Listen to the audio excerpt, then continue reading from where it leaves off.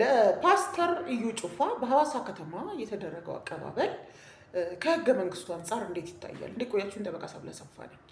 እንግዲህ በዚህ ዊኬንድ ካየናቸው አስገራሚ ነገሮች አንዱ እዩ ጩፋ ለሚባለው የፕሮቴስታንት እምነት ፓስተር በክልሉ መንግስት በማርሽ ባንድ በጸጥታ አካላት በጣም ህዝብ ወጥቶ በመንግስት ድጋፍና አዘጋጅነት የተደረገለት አቀባበል ነው።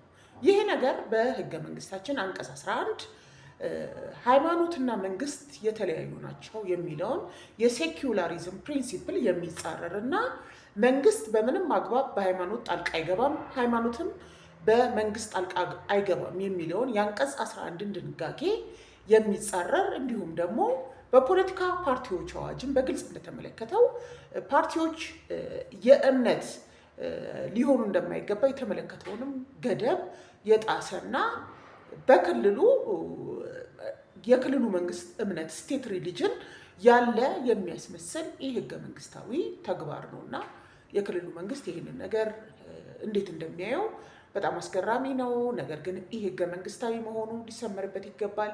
መሰል ጠቃሚ መረጃዎችን እንድታገኙ ቲክቶክ አካውንቴን ፎሎ፣ ላይክ፣ ሼር ያድርጉ። አመሰግናለሁ።